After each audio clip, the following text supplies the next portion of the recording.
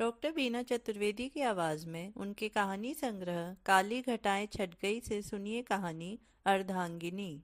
इस कहानी की नायिका नीता जब घर गृहस्थी के सभी कामों को पूरा करके जिम्मेदारियों से मुक्त हो गई, तब उसे अकेलापन सताने लगा था। पति अपने कामों में व्यस्त रहते थे। नीता पड़ोस के मंदिर में बैठकर अपना समय बिताने लगी थी। एक दिन जब शाम तक नीता घर नहीं पहुंची, तब पतिदेव नीता को ढूंढते हुए मंदिर पहुंचे थे और रोते हुए उन्होंने नीता को गले से लगा लिया। नीता की गलतफहमी दूर हो गई। उसने पति से कहा, वह तो हमेशा से उनकी अर्धांगिनी थी और रहेगी। सुनिए कहानी अर्धांगिनी। अपने घर की बालकनी में नितांत अकेली बैठी नीता सोच रही थी कि एक समय था जब मेरी जिंदगी कितनी जिंदा दिल हुआ करती थी। मैं कल्पनाओं की दुनिया में नित्य नवीन सपने संजोती रहती थी। तब मुझे नहीं पता था कि जिंदगी दुखों और चिंताओं से ग्रस्त भी हो सकती है। पिता की लाडली, माँ की आंखों का तारा, नीता उनकी ममता और दुलार पाते हुए बड़ी हुई थी। मगर ससुराल की छत के नीचे आकर उसे जिस तरह की जिंदगी जीने के लिए मिली थी, तभी वह समझ सकी कि जीवन दुखों और चिंताओं का अथाह समुद्र है। इसमें शांत लहरें आती हैं और चली जाती हैं, हमेशा गतिशील रहती हैं, कभी ठहरती नहीं हैं। नारी का जीवन भी तो इन्हीं लहरों के समान है, जो कभी गतिशील और कभी गतिहीन हो जाता है। नीता जब भी अपनी यादों की पोटली खोलकर बैठती, तो स्वयं को पहचान नहीं पाती और विवश होकर वह स्वयं से पूछती कि क्या ये मैं ही हूँ। मगर मैं तो ऐसी नहीं थी। मैं तो खुश मिजाज, जिंदा दिल और मस्त मौला लड़की हुआ करती थी। मुझे कोई चिंता फिक्र नहीं थी, ना ही किसी की परवाह थी।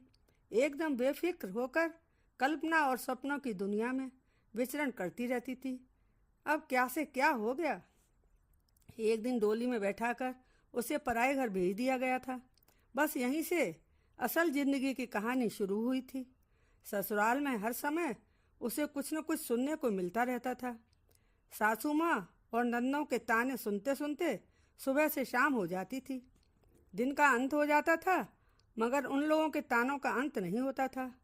पति और बच्चों को देखकर वह सब कुछ सहन कर लेती थी। उसने बोलना बंद करके सुनने की आदत डाल ली थी। समय ने करवट ली, परिस्थितियां बदल गई थीं। एक एक करके सासू माँ और ससुर जी भगवान को प्यारे हो गए थे। दोनों नंदों की शादी हो गई थी और वे ससुराल चली गई थीं।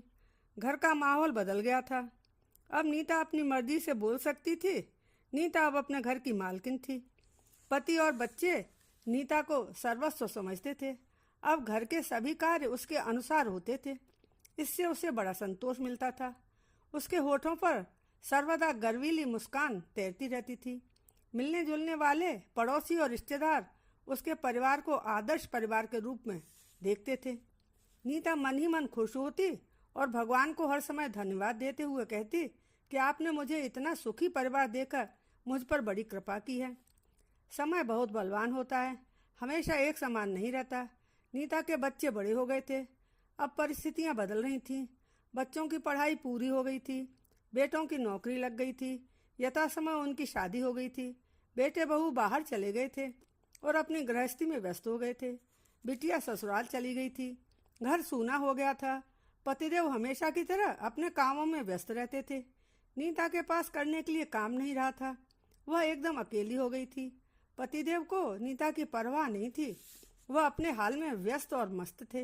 नीता की समझ में नहीं आता था कि वह क्या करे, पहाड़ से समय को कैसे व्यतीत करे। नीता सोचती कि जब बच्चे बड़े हो गए थे, तब उसे इस बात की चिंता लगी रहती थी कि बच्चों की शादी हो जाए और वे लोग अपनी जिम्मेदारियों से मुक्त हो जाएं। बस यही तो हुआ था। जिम्मेदारियों से तो मुक्त हो गई, मगर अब अकेलेपन को कैसे दूर करे। घर गृहस्थी, पति और बच्चों की आवश्यकताओं को भली भांति पूरा करती रही थी, मगर उसने स्वयं के बारे में तो कभी सोचा ही नहीं था। अब घर में अकेले रहते हुए उसका दम घुटने लगा था। गाड़ी बंगला, नौकर चाकर, सारे ऐशो आराम अब उसे नगण्य से लगने लगे थे। नीता के घर के पास एक विशालकाय मंदिर था। उसमें सुबह से रात तक रौनक बनी रहती थी। नीता ने विचार किया कि क्यों न मंदिर में बैठकर अपना समय गुजारा जाए। अब वह अपना अधिक से अधिक समय उस मंदिर में व्यतीत करने लगी थी।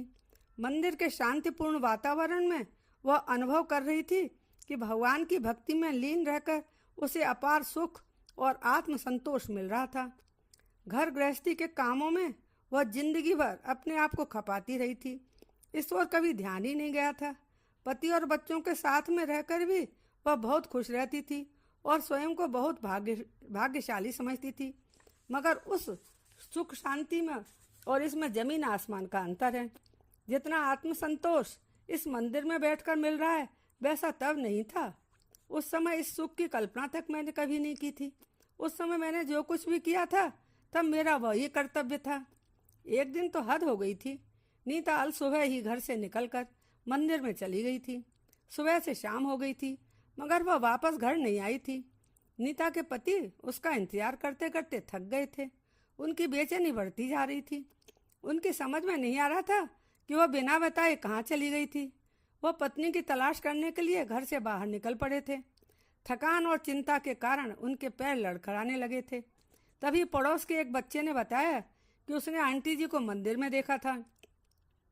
डगमगाते कदमों से सीढ़ियां चढ़कर वह किसी तरह से मंदिर के अंदर गए थे। उन्होंने देखा कि नीता मंदिर की मूर्ति के समक्ष पालथी मारकर आंखें बंद किए जाप कर रही थी। नीता को देखकर उनकी जान में जान आई थी। उन्होंने पत्नी का हाथ पकड़कर कहा, नीता तुम मुझे अकेला छोड़कर यहाँ आ जाती हो और मैं तुम्हारा बेसब्री से इंतजार करता रहता हूँ। आज तो तुमने डरा ही दिया था। मेरे मन में बुरे बुरे ख्याल आ रहे थे। तुम सुबह से घर से निकली थी, तुम्हें खाने पीने का भी होश नहीं रहा। तुम घर क्यों नहीं आई? मैं पागलों की तरह तुम्हें तलाशता फिर रहा था। तुमने आज तो मुझे जीते जी मार ही डाला था। यदि तुम मुझे नहीं मिलती तब तुम्हारे बिना मैं कैसे रहता? उठो और मेरे साथ चलो। नीता ने बहुत ही लाचारीपूर्ण भाव के साथ अपने पतिदेव की ओर देखा था। उनकी आंखों से आंसुओं की धारा अविरल बह रही थी। उनके हाथ पांव कांप रहे थे। नीता एकदम गुमसुम होकर उनकी ओर अनवरत देखे जा रही थी। नीता का हाथ पकड़कर वह कह रहे थे, नीता तुम्हारे बिना मैं अधूरा हूँ। अब मुझे अकेला छोड़कर कभी मत जाना। मैं तुम्हारे बिना नहीं रह सकता, मर जाऊंगा। रोते रोते उनकी हिचकी बन गई थी। नीता की गलतफहमी दूर हो गई थी। उसे लगता था कि उसके पतिदेव को उसकी परवाह नहीं थी। मंदिर प्रांगण में ही उन्होंने नीता को अपने गले से लगा लिया था। ऐसे अकल्पनीय दृश्य को देखकर आज नीता की आत्मा तृप्त हो गई थी। नीता ने उनके हाथों को कसकर पकड़ लिया था। मुस्कुराते हुए पतिदेव की ओर देखकर वो कहने लगी, अजी मैं तो हमेशा से पूरी तरह आपकी ही थी। आप ही मेरी ओर ध्यान नहीं देते थे। इस पल को जीने के लिए मैं तरस रही थी। पतिदेव ने कहा, नीता ऐसा तुमने कैसे सोच लिया? तुम तो मेरी सर्वस्व हो। हम दोनों एक दूसरे के लिए ही बने हैं। नीता ने कहा, मेरे प्रति आपकी लापरवाही ने मुझे ऐसा बना दिया। मैं तो हमेशा से आपकी अर्धांगिनी थी, हूँ और रहूंगी। हम दोनों मिलकर ही तो पूर्ण हुए थे। आज पुनः आपने मुझे अपनी अर्धांगिनी के रूप में स्वीकार करके मुझे वह सब दे दिया जिसका मैं बरसों से इंतजार कर रही थी।